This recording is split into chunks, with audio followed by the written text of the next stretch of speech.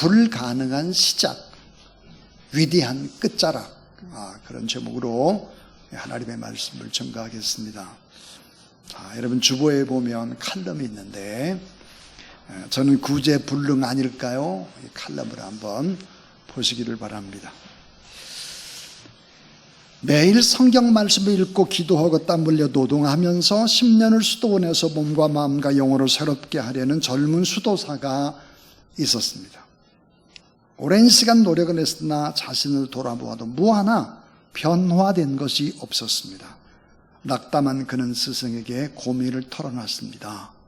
스승님, 아무리 애써도 깨달음이 없으니 저는 구제불능 아닐까요? 스승이 조용히 말하기를 자신이 구제불능이라는 걸 아는 것보다 더 큰 깨달음은 없다네. 사도 바울은 나는 비참한 사람입니다. 누가 이 죽음의 몸에서 나를 건져주겠습니까? 로마서 7장 24절 세번역 성경입니다. 바울 자신은 아무도 건져줄 수 없는 구제불능이라는 말입니다. 그러나 예수님을 만나기 전에 사울은 스스로 자신을 구할 수 있다고 확신했습니다. 자기의 의를 자랑했습니다. 그러나 예수 그리스도를 만난 후 죄인 괴수라고 고백을 합니다. 베드로도 갈릴리 호수에서 주님을 만난 후 고백합니다. 주여 나를 떠나소서 나는 죄인으로소이다. 이 사실을 뼈저리게 깨달으면 예수 그리스도를 통해서 자신을 구원해 주신 하나님께 감사드릴 수 있습니다. 자신의 약함을 아는 것, 구원은 거기서 시작되고 완성이 됩니다. 그랬습니다. 자, 구원받고 오늘 하나님 앞에 예배드리는 여러분, 오늘 우리는 누구일까요?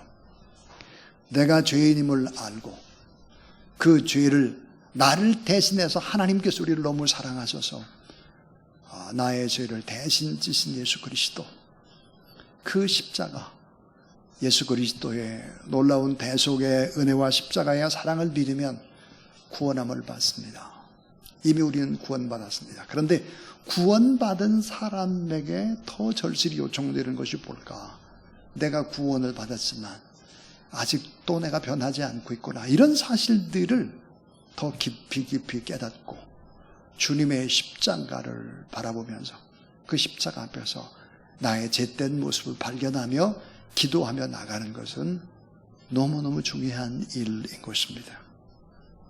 자, 오늘 성경에 나오는 다윗은 예수 그리스도를 참 많이 닮고 특별히 하나님 마음에 합한 사람이라고 하는 이런 칭호를 들은 믿음의 사람입니다. 그런데 성경을 읽어보면 다윗은 하나님을 만나고 철저하리만큼 가능성이 없는 구제불능의 사람임을 깨닫습니다. 이 다윗의 시작이 너무 초라합니다. 출발이 너무너무 어려운 사람이었죠. 하나님을 만나고 너 자신의 모습을 보고 죄인임을 인정하고 슬퍼하고 죄를 회개합니다. 그런데 눈물 젖은 언어로 하나님 앞에 찬송하고 또 기도로 하나님 앞에 나갔습니다. 여러분, 결국은 이 다윗이라는 인물은 어떻게 됐을까? 인생의 마지막은 너무나 아름답습니다. 그 황혼의 마지막 역전의 기적을 봅니다. 위대한 하나님의 영광을 보여주고 위대한 끝자락의 찬란함을 다윗은 보여줍니다. 특별히 오늘 신앙생활을 하는 우리에게, 다윗은 여전히 우리에게 너도 변할 수 있고 너도 할 수 있다는 가능성을 우리에게 말씀해 주고 있습니다. 초라한 무자격의 다윗이 하나님의 은혜로 수십 계단을 수직 상승을 합니다. 그래서 결국은 제국의 왕이 되고 실력과 인품으로 존경받는 왕, 이스라엘 역사상 가장 위대한 왕이 됩니다. 자, 예수 그리스도를 상징하는 그림자가 되죠. 그런데 다윗의 진정한 아름다움이 무엇일까? 꼭 왕이 되기 때문일까? 자신은 한없이, 다윗은 자기 자신을 한없이 낮춥니다. 끝까지 낮추죠. 그리고 하나님을 점점점 높이는 것입니다. 자기를 낮추고 하나님을 높이니까 이 낙차가 큰 거예요. 이 낙차.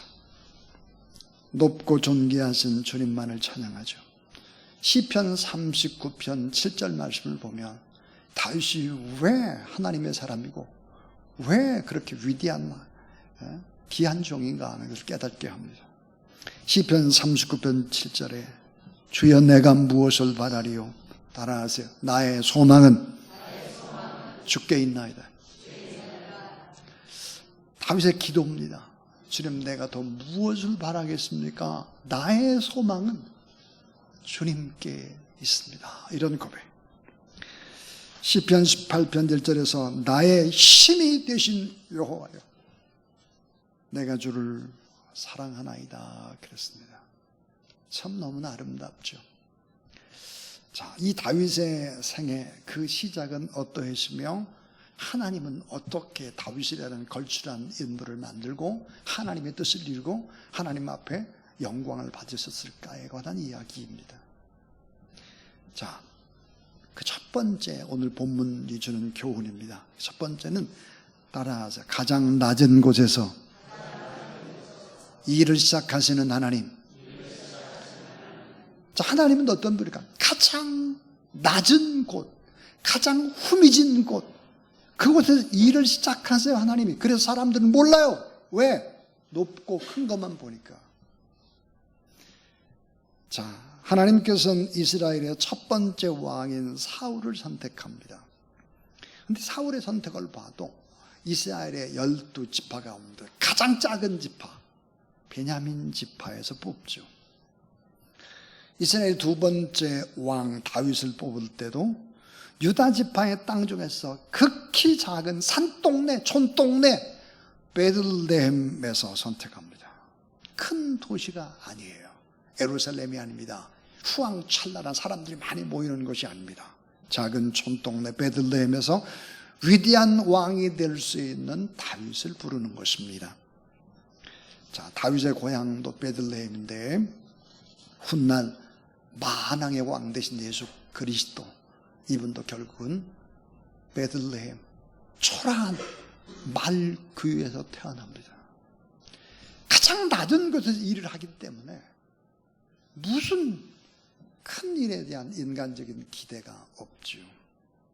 아무도 주목하지 않던 시골, 산골, 촌구석. 만약에 이력서에 베들레헴 출신, 그럼 어떻게 될까요? 이건 무시당하는 거예요. 베들레헴 출신, 완전히 무시당하는 그런 곳에서 다윗 왕도 예수 그리스도도 태어나는 것입니다. 자, 여러분, 이스라엘 역사 가운데 가장 흑암의 역사 누굴까? 아합 왕 때죠. 이 아합 왕 때 하나님이 또 가장 위대한 선지자를 세웁니다. 엘리야인데요. 엘리야의 고향이 어딜까? 뒷셉입니다. 뒷셉은 어딘데? 후미진 곳이에요. 알려지지 않은 곳입니다. 자, 위대한 지도자 모세는 미디안의 광야에서 부름을 받습니다. 자, 복음으로, 예수 그리스도의 복음으로 이 지구의 지축을 흔들었던 예수님의 12 제자를 생각해 보세요. 그들은 대부분 갈릴리, 이 갈릴리가 흑암의 땅이죠. 이 갈릴리는 어떤 땅일까? 이주민들이 많은 땅이에요. 그래서 결국은 암하레치다, 땅의 백성들, 가난한 사람들, 빈민촌입니다. 자, 이 빈민촌 소장농 어부들이 있는 갈릴리, 예수님이 12제자 가운데 가장 똑똑하고 잘난 출신이 누구였을까? 가롯 유다입니다. 가롯 유다는 예수님을 배반하죠. 은삼십에. 그 나머지의 이 제자들, 가롯 유다 대신에 보선된 마띠아까지 12 제자는 지구촌을 뒤흔들어 놓습니다. 복음을 증거하면서 아름답게 순교하죠. 자, 이런 사람들의 출신이 어떤 곳일까? 가장 낮은 곳이에요. 가장 낮은 곳에서 일을 시작하시는 하나님이다. 성경에 보니까 하나님 앞에 부름받고 위대하게 쓰임받은 사람들의 기록이 이렇게 나와 있습니다. 고린도전서 1장 26절부터 29절입니다. 형제들아, 너희를 부르심을 보라. 육체를 따라 지혜로운 자가 많지 아니하며 능한 자가 많지 아니하며 문벌 좋은 자가 많지 아니하도다. 그래서 그러나 하나님께서 세상에 미련한 것들을 택하사 지혜 있는 자들을 부끄럽게 하려 하시고 세상에 약한 것들을 택하사 강한 것들을 부끄럽게 하려 하시며 하나님께서 세상에 천한 것들과 멸시받는 것과 없는 것들을 택하사 있는 것들을 폐하려 하신다니 그렇습니다. 그러니까 하나님 앞에 부름받았던 사람들의 특징이 뭘까? 지혜로운 자가 많지 않다는 거예요. 능력 있는 자가 많지 않다는 거예요. 문벌 좋은 자가 많지 않다는 거예요.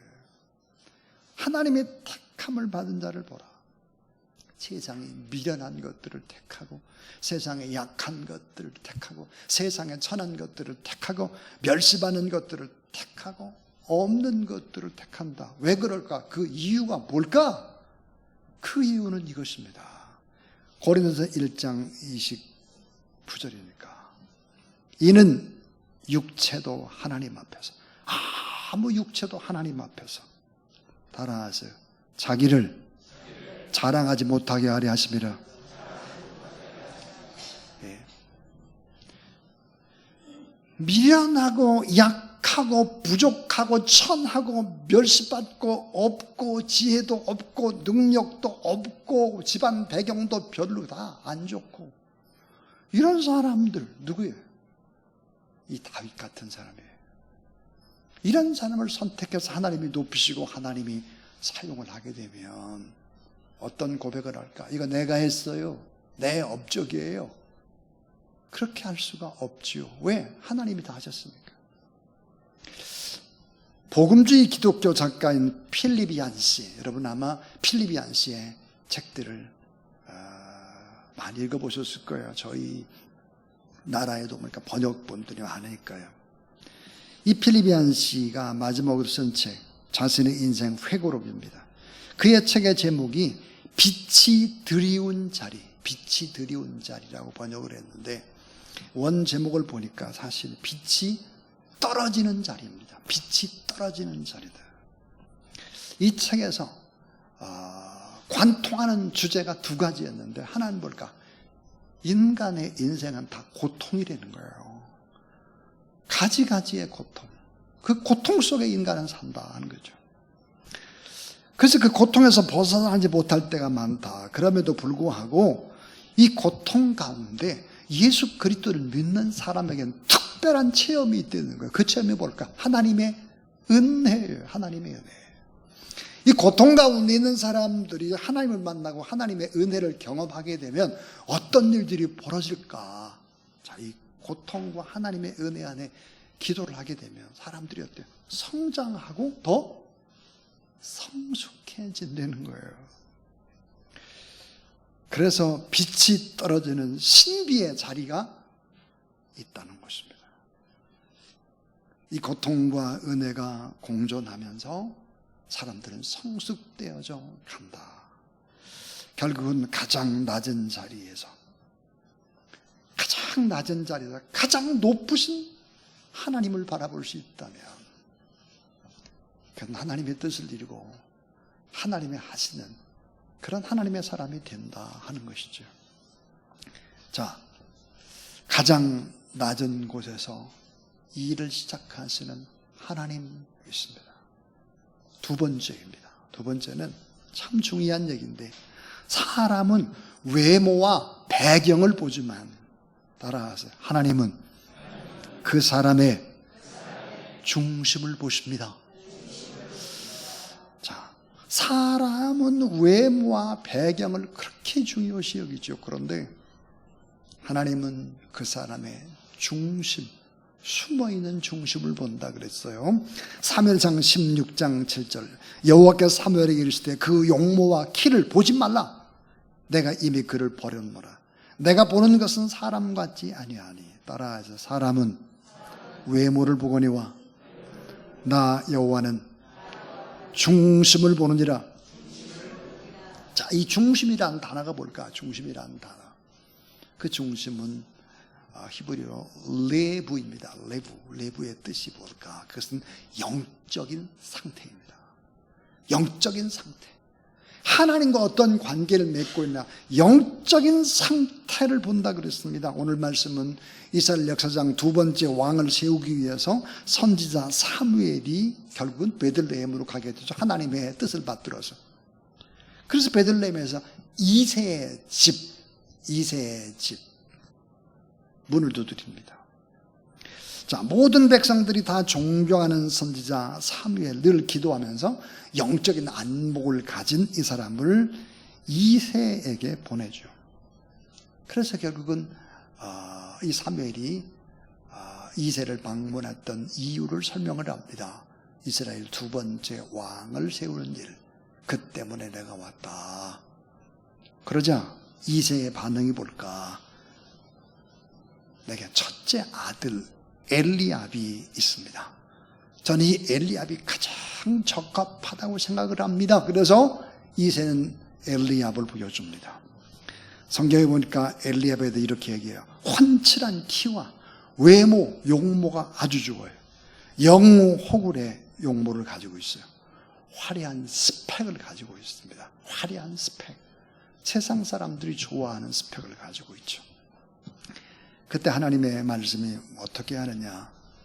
사람은 외모와 배경 보는데 나는 그 중심, 영적인 상태를 본다 그랬어요.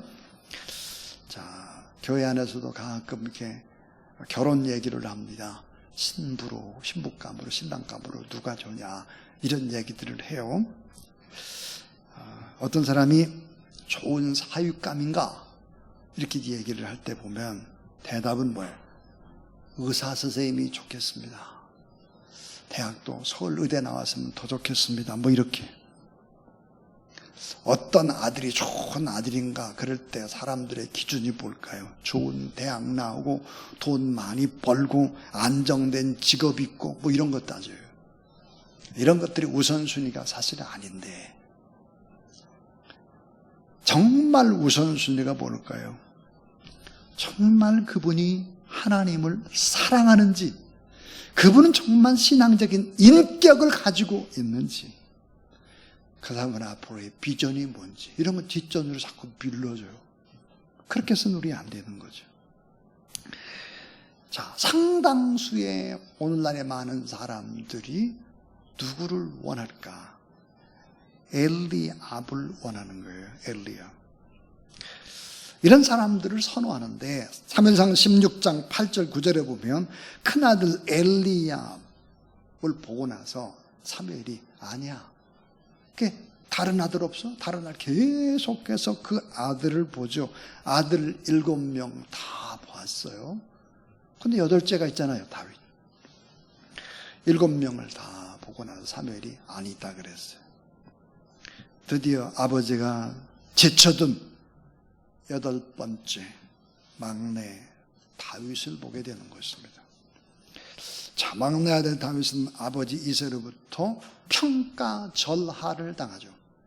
아버지 이새는 왕이 될 사람을 선택하는 그 중요한 자리에 8명의 아들 가운데 막내 아들 다윗은 아예 불러들이지도 않았습니다. 여러분, 히브리 문화에서 막내라는 뜻이 뭘까요? 막내라는 뜻은 인간적으로 기대할 게 없네. 이 아이는 별 볼 일이 없어 그러는 거예요. 이게 막내입니다. 자, 부모라고 해도 자기 자녀의 깊은 숨어있는 가능성을 다 아는 것이 아니죠. 영적인 눈으로 봐야 되는데 세상적인 눈으로 보면 그런 것들이 안 보이는 거죠. 자, 다윗은 어릴 때부터 아버지로부터 차별과 구박을 받습니다. 형제들부터 차별과 구박을 받습니다. 나중에 보니까 장인으로부터, 그 아내로부터 구박을 받죠. 자, 인간적인 약점을 가지고, 막내라는 약점을 가지고 다윗이 태어납니다. 하나님께서는 사무엘에게 이런 것을 알려주세요. 왕의 리스트에 빠진 사람이 하나 더 있다. 막내 아들 8번째다 그랬어요. 사무엘상 16장 11절에 아직 막내가 남았는데 그는 양을 지킨나이다 그랬습니다. 양을 지킨다 그래요. 이때 여러분, 양을 지키는 목동이라고 하는, 지금 목동은 아주 대단히 목가적이고 낭만적이라고 생각을 하지만 그때 당시에 이 양을 치는 것은 베두인족 최하층 계급이었습니다. 다윗만 양치도록 했다 이 말이에요. 다윗만.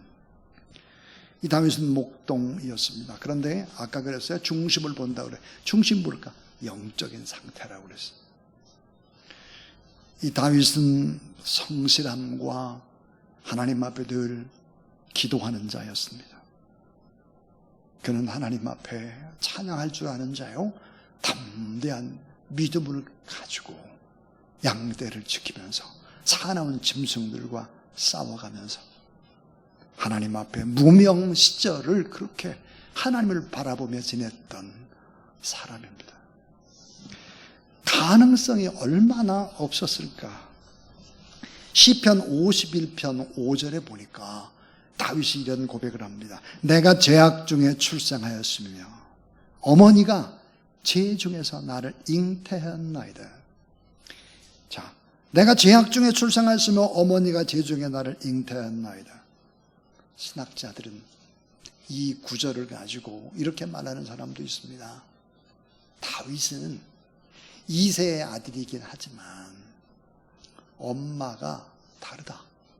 엄마가 아주 출신이 좋지 않은 사람에게서 다윗이 태어났다. 이렇게 이제 해석하는 사람도 있죠. 여러분, 무슨 얘기입니까? 이 다윗은 이렇게 가능성이 별로 없는 그런 사람이었다는 거죠. 근데 이제 세 번째 참 중요한 교훈이 뭘까? 따라하세요. 하나님께서는 미래의 가능성을 보십니다. 하나님은 어떤 분일까요? 엄마도 모르고 아빠도 모르고 형제들도 모르고 친구들도 모르고 이웃도 모르는데 하나님은 알아요. 뭐를? 가능성을. 자, 베들레헴에서 이스라엘의 2대 왕을 찾아 나선 사무엘. 하나님은 숨겨놓고 기다리고 계셨습니다. 자, 베들레헴의 지도자 장로들도 몰랐습니다. 아버지 이새도 몰랐고 다윗 7명의 형들도 몰랐고 그동안 부족한 막내라고 무시하고 눈길도 주지 않았던 소년 다윗. 우리는 참 이런 실수를 자주 하죠. 신약 성경에 보니까 이 복음서를 보면 예수님의 자라난 고향이 나사렛입니다. 근데 사람들은 예수님을 보고 뭐라고 말했냐? 나사렛에서 무슨 선한 것이 나와? 그 후미지고 별 볼 일 없는 수준 낮은 사람들이 사는 나사렛 동네에 무슨 위대한 것이 나올 수가 있어? 예수님을 바라보면서 많은 사람들이 그랬습니다. 아니, 요셉 목수의 아들이잖아. 목수의 아들이 무슨 큰일을 해? 그래서 어때요? 다른 곳은 전부 다 병고침의 기적의 역사라든지 이런 것들이 수없이 일어났는데 나사렛에서는 예수님이 기적을 일으킬 수가 없었다. 왜? 믿지 않으니까. 왜? 무시하니까. 여러분, 심지어 예수님의 가족들까지도 대부분 예수 그리스도의 메시아됨을 몰랐습니다. 부활의 예수 그리스도를 믿지 않았죠. 나중에야 믿습니다. 부활의 예수 그리스도를 나중에 믿고, 자, 야고보가, 예수님의 형제 야고보가 첫 번째 순교자가 되죠. 가룟 유다가 아닌 예수님의 형제 가운데 유다가 있었습니다. 유다가 바로 복음을 증거하는 자가 됩니다. 사랑하는 여러분, 나와 가장 가까운 사람이라고 해도 나의 잠재력, 나의 가능성, 미래의 비전을 볼 수 없죠. 요한복음 1장 42절에 예수님께서 갈릴리에서 어떤 사람을 처음 만났습니다. 처음. 그리고 그 사람을 보시면서 이렇게 말씀을 하시는 거예요. 예수께서 보시고 가라사대 따라하세요. 내가 요한의 아들 시몬이니 장차 게바가 되리라. 자, 예수님이 처음으로 봤어요. 내가 요한의 아들이구나. 내 이름은 지금 이름이 시몬이구나. 시몬, 여러분 잘 아는데 시몬의 뜻이 뭘까요? 작은 모래알이요. 후 불면 날아가 버리는 모래알이에요. 작은 모래알. 쓸데가 별로 없어요. 자, 내가 요한의 아들 시몬이 장차 게바가 되리라. 이 게바 번역하면 베드로입니다. 베드로의 뜻이 뭐예요? 거대한 반석입니다. 거대한 반석. 참 이상하지 않습니까? 사람들은 어때요? 작은 모래알이라고 부르는데 예수님은 어때요? 거대한 반석으로 보는 거예요. 어부를, 초라한 어부를. 사랑하는 여러분, 예수님 말씀대로 베드로는 거대한 반석이 됐죠. 그래서 초대 예루살렘 교회를 세우는 것입니다. 여러분, 초대 예루살렘 교회에서 결국은 안디옥에 바나바를 파송을 하거든. 또 바울과 함께 여러분 세계 복음화에 얼마나 위대한 일을 합니까? 이 반석이신 이 베드로는 결국은 세계의 심장부라고 하는 로마에 가서 복음을 증거하는 것입니다. 설교하는 것이죠. 그때 베드로의 설교를 통역했던 사람이 누굴까? 마가였습니다. 그래, 마가복음을 읽을 때 우리는 큰 소리를 들을 수 있어야 합니다. 로마에서 복음을 증거하던 이 반석 베드로의 설교를 다 기록한 것이 마가복음이기 때문입니다. 나도 나를 모르고 부모도 나를 모르고 가까운 형제도 모르고 이웃도 모르라. 자기 자신도 모르고 타인도 모르는 미지의 창이 있습니다. 미지의 창. 영어로 보니까 UN, on이에요. KNOWN, unknown입니다. unknown, 미지의 창이죠. 하나님만이 아시는 성령의 영역, 하나님이 사용하시려고 숨어놓은 그런 영역들이 있다는 거예요. 이런 사람이 하나님을 만나고 하나님 앞에 간절히 기도하고 성령의 기름 부음이 임하게 되면 위대한 하나님의 역사를 다윗처럼, 베드로처럼, 사도 바울처럼 위대하게 사용할 수 있음을 믿으시기를 바랍니다. 모세는 80세에 하나님 앞에 쓰임을 받습니다. 사도 바울도 뒤늦게 쓰임을 받죠. 예수 그리스도를 믿고 하나님 앞에 기도하고 성령의 능력을 사모하는 자에게 하나님은 어때요? 정말 뒤로 갈수록 더 위대한 하나님의 역사, 처음보다는 나중에 더 잘 되고 더 늦게 잘 되는 그런 여러분 되길 주의 이름으로 축원합니다. 자, 이제 마지막 네 번째 결론입니다. 네 번째는 하나님께서는 결국 영광을 받으신다는 거예요. 결국 하나님께서는 어때요? 다윗 같은 시원찮은 사람을 높이 세우시고 하나님의 뜻을 이루시고 하나님은 그 영광을 받으셨다. 세월이 흘러갔습니다. 다윗이 위대한 통일제국을 세우고 그 뒤에 70세의 나이로 세상을 떠날 때 남긴 유언을 보면 가슴이 찡합니다. 눈물이 납니다. 감사해서. 사무엘하 23장 1절 이 다윗의 유언입니다. 이는 다윗의 마지막 말이라. 따라하세요. 이새의 아들 다윗이 자, 이새의 아들 다윗이 말하며, 그러니까 높이 올리운 자 야곱의 하나님의 기름 부은 자 이스라엘의 노래 잘하는 자가 말하도다. 그러면서 하나님께서 다윗을 통해서 했던 여러 가지 일들을 쫙 높여 드리고 있죠. 사무엘하 23장에 보면 자, 이새의 아들 다윗이 말하며 그랬습니다. 이 다윗이 참 자신 있게 이새의 아들임을 당당하게 밝히고 있습니다. 부끄러워하지 않습니다. 자, 그러나 우리 생각해 보면 아버지 이새는 누구였을까? 권력자가 아닙니다. 재벌이 아니죠. 시골 촌부죠. 특별히 어때요? 다윗을 너무 무시했습니다. 평가절하했습니다. 그런데 여러분, 이 다윗 왕을 아주 평가 잘하고 공격했던 사람이 누구 있을까? 사울 왕이 있습니다.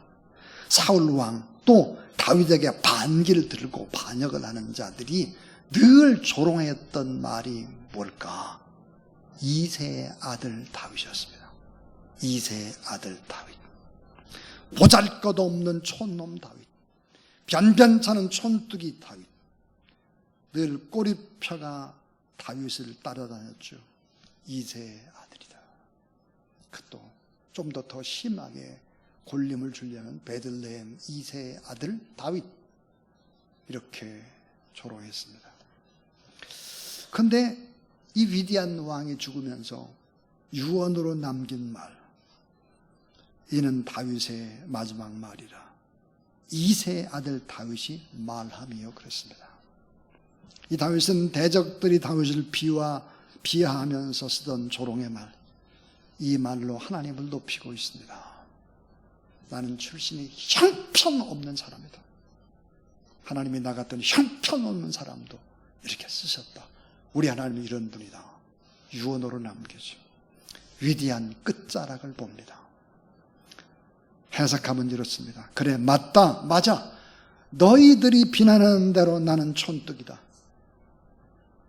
난 보잘것없는 무능한 촌놈이다.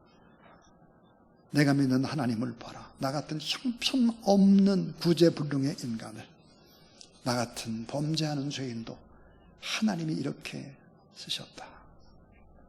왕으로 세우신 하나님, 그 하나님은 얼마나 위대하시냐.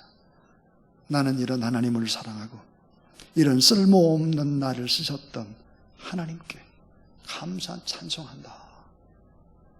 이새의 아들, 형편없는 놀림감. 나는 그 놀림감이었던, 시작이 정말 초라한 사람이었다. 높이고 있습니다. 오히려 사랑하는 여러분, 다윗처럼 우리 주변에서는 여러분을, 또 저를, 우리를 그렇게 폄하하고 무시하고 우습게 하고 조롱하는 소리가 들릴 수도 있을 것입니다. 이 조롱과 비난 위축되지 마시고 오히려 부족한 우리를 승리자로 사용하실, 높여주실 그 하나님을 찬양하며 그 하나님 앞에 감사하는 그런 여러분 되길 주의 이름으로 축원합니다. 하나님께서 무명의 우리들을 세우시면 하나님의 은혜로 영광을 드러낼 수 있다. 불가능한 시작, 위대한 끝자락. 이 삶이 다윗의 삶도 되지만 오늘 예배드리는 우리 모두의 삶도 될 수 있다는 사실을 믿으시길 바랍니다. 왜 그럴까요? 하나님은 가장 낮은 곳에서 일을 시작하십니다. 사람들은 외모나 배경을 봅니다. 그러나 하나님의 영적 상태를 봅니다. 하나님께서는 이미 우리의 미래의 가능성을 봅니다. 성령이 역사하면 완전히 바뀔 우리의 가능성은 예수님은 보고 계시죠. 결국은 그 가능성을 보시고 이름을 바꿔 불러주십니다.